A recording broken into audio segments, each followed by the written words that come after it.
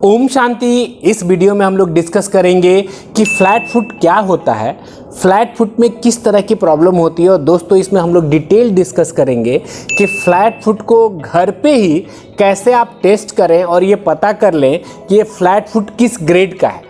इसकी flat foot की grading भी बताऊंगा कि माइल्ड, मॉडरेट और सीवियर कैसे होता है। और दोस्तों मैं ये भी डिटेल डिस्कस करूंगा कि जो क्लिनिकल प्रैक्टिस में जहाँ पे हम लोग काम करते हैं, जो पीडो स्कैन हमारे यहाँ मशीन है जिससे कि हम स्पेसिफिक चेक करते हैं कि आपका फ्लैट फुट कितना है, और जैसे जैसे हम लोग ट्रीटमेंट करते हैं फिर पता चल पाता है कि कितना प्रोग्रेस हुआ है, कितना इम्प्रूवमेंट हुआ है। इसके विषय में भी बताऊँगा। दोस्तों डिटेल डिस्कस करेंगे कि किस तरह का फ्लैट फुट क्योर हो जाता है और किस तरह का फ्लैट फुट ठीक नहीं होता है। उसके लिए हमें सर्जरी की ज़रूरत होती है या अपने फुटवेयर को हमेशा के लिए चेंज करना होता है। मैं doctor Santosh Kumar Upadhyay, neuro physiotherapist from extra care physiotherapy centre Lucknow. दोस्तों फ्लैट फुट होता क्या है? देखिए, फ्लैट फुट को देखने के लिए हम दो तरीके से देख सकते हैं। एक तो पीछे से देख सकते हैं जिसमें हम टेंडन देखते हैं। यदि स्ट्रेट है तो नॉर्मल है, यदि अंदर की तरफ मुड़ा हुआ है तो इसको हम लोग प्रोनेटेड फुट बोलते हैं, यदि बाहर की तरफ है तो सुपिनेटेड फुट बोलते हैं। सेम इसी तरह दोस्तों यदि हम आर्क को देखें अंदर से तो आर्क में हमें क्या दिखता है? एक तो नॉर्मल फुट दिखता है, फिर फ्लैट फुट होता है और फिर हॉलो फुट होता है।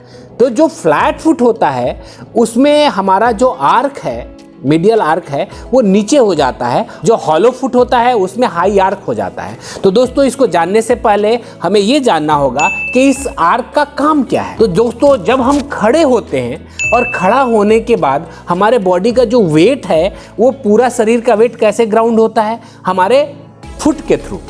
यदि फुट की मैं बायोमैकेनिक्स की बात करूं दोस्तों तो ये फुट में आप देखेंगे कि जो ग्राउंड से टच होने वाला एरिया है वो हमारा ये एरिया है या फिर ये एरिया है। इन दोनों के बीच में एक ब्रिज बन रहा है और ये जो ब्रिज बन रहा है यही हमारी लॉन्गिट्यूडनल आर्क है। ये मीडियल लॉन्गिट्यूडनल आर्क है, ये लेटरल है। तो जो मीडियल लॉन्गिट्यूडनल आर्क है यदि ये कोलेप्स कर जाता है दोस्तों तो जो सस्पेंशन यहाँ मिल रहा था हमें, जो ग्राउंड रिएक्शन फोर्स के लिए स्पेस मिल रहा था, ये नीचे की तरफ आ जाने की वजह से यहाँ पे लोड बहुत ही ज़्यादा आने लगता है। तो ये आपने देखा कि एक नॉर्मल आर्क हो गया, एक हाई आर्क हो गया और एक फ्लैट फुट हो गया। इसका मेन फंक्शन क्या है? ऑफलोड करने में, ग्राउंड करने में वेट को सबसे मेन रोल हमारे इस आर्क का है।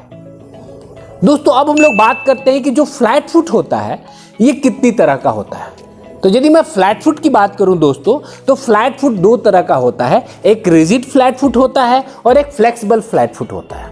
अब बात होती है कि कैसे हम पहचानें कि ये रिजिड फ्लैट फुट है और ये फ्लेक्सिबल फ्लैट फुट है। तो दोस्तों बहुत सिंपली आप पहचान सकते हैं कि यदि आप नॉर्मली बैठे हैं और बिना वजन दिए देख रहे हैं तो आपको ये आर्क दिख तो रहा है, लेकिन जैसे आप खड़े हो रहे हैं वैसे जैसे आप ग्राफिक्स में देख रहे हैं कि आर्क कोलैप्स हो जा रहा है, तो ये हमारा फ्लेक्सिबल फ्लैट फुट है। और कई जगह आप देखेंगे कि आदमी खड़ा है तब भी फ्लैट फुट है, बैठे हैं तो भी फ्लैट फुट है। तो इसको हम रिजिड फ्लैट फुट बोलते हैं दोस्तों।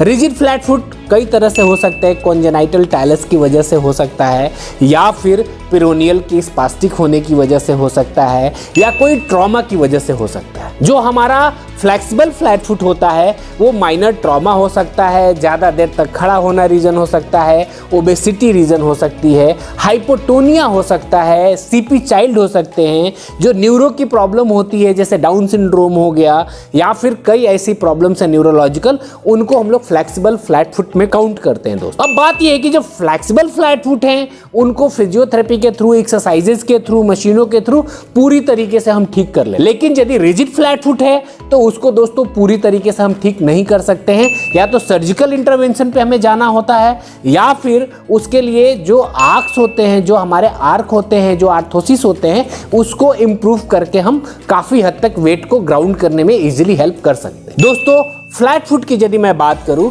तो फ्लैट फुट को हम लोग नॉर्मली 3 कैटेगरी में डाल सकते हैं, ग्रेड 1, ग्रेड 2 और ग्रेड 3। अब इसको आप कैसे आइडेंटिफाई करेंगे?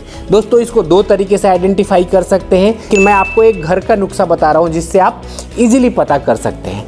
देखिए इसको हम लोग बोलते हैं ना कि एक पतीला ले लें या बाल्टी ले लें, बाल्टी में अपने दोनों पैर को डाल लें और डालने के बाद एक पेपर ले लें और पेपर पे पैर को बाहर निकालें और पानी जब जो टपकता है वो टपक जाए, फिर उसको रखें आराम से और खड़ा हो जाए। खड़ा होने के बाद फिर उस पेपर से आप बाहर आ जाएं, उस पे से नीचे आ जाएं और नीचे आने के बाद फिर उस पेपर को आप इजीली मेजर करें और मार्क कर लें। दोस्तों इसके जो मार्किंग है इससे आपको इजीली पता चल जाएगा कि ये रियल में फ्लैट फुट है कि ग्रेड 1 का फ्लैट फुट है, ग्रेड 2 का है या ग्रेड 3 का है। जैसे आप ग्राफिक्स में देख रहे हैं, जो सेकेंड फिंगर है आपकी अंगूठे के बाद जो सेकेंड फिंगर है उससे अपने हील तक के लिए एक मार्क बनाएं। यदि अंदर के साइड कोई मार्क नहीं है, दैट मीन्स आप फ्लैट फुट नहीं है आपको। यदि ग्रेड 1 का है तो आपको पता चलेगा, ग्रेड 2 का है तो पता चलेगा, ग्रेड 3 का है तो पता चलेगा। लेकिन दोस्तों बोलते हैं ना कि घरेलू टेक्निक हमारी बहुत ही अच्छी होती हैं, लेकिन इसको प्रॉपर स्केलिंग नहीं हो पाती है। इसके लिए हमारे यहाँ पीडो स्केल मशीन का हम लोग यूज करते हैं, जर्मन टेक्नोलॉजी है, मैं अपने क्लिनिक पे यूज करता हूँ कि जब फिजियोथेरेपी हम करते हैं, जब एक्सरसाइजेस करते हैं तो बार बार हम चेक करते हैं। इसमें इजीली हम लोग फाइंड आउट कर पाते हैं कि हमारा फुट का जो प्लेसमेंट है, ये जो पीडो स्केल का जो सरफेस एरिया है, ये कैपेसिटिव और रेजिस्टिव दो टेक्नोलॉजी होती है, जिसमें कि जब हम खड़ा होते हैं तो ये इजीली फाइंड आउट करती है कि कितना सरफेस हमारा इसके टच में है। तो वो बताता है कि साइड में इतने सेंटीमीटर स्क्वायर आपका टच में है और इतने लेफ्ट में है, इतना राइट में है। तो इजीली हम दोनों को आइडेंटिफाई कर पा रहे हैं। जैसे आप साइड में देख रहे हैं कि ये हमारे एक पेशेंट का है जिसमें कि एक आर्क बिल्कुल नॉर्मल है और दूसरे में आर्क आपको दिख रहा होगा कि कोलैप्स हो गया है।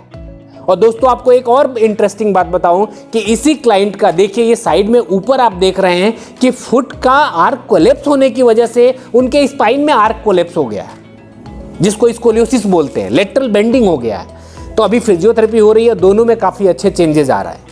तो दोस्तों इस मशीन के थ्रू हम इजीली फ्लैट फुट है कितना है, क्या ग्रेडिंग है, क्या इंप्रूवमेंट है, हम पर सेंटीमीटर के हिसाब से पता कर सकते हैं कि कितना कॉन्टैक्ट सरफेस आ रहा है। दोस्तों कई बार ऐसा होता है कि आप किसी मेडिकल टेस्ट में जाते हैं या फिर कभी आपने चेक किया और आपको पता चला कि आपको फ्लैट फुट है, तो सबसे पहला रीज़न ये होता है कि आदमी सोचता है कि ये हुआ क्यों।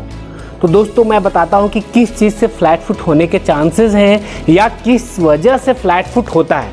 तो यदि मैं बात करूँ कि 3 इंच से ज़्यादा हाई हील नहीं पहनना चाहिए, या फिर कभी भी हम स्लीपर खरीदने जाते हैं या शूज़ खरीदने जाते हैं तो इसमें हमेशा ध्यान रखें कि मीडियल साइड आर्क है कि नहीं, उभरा हुआ पार्ट है कि नहीं।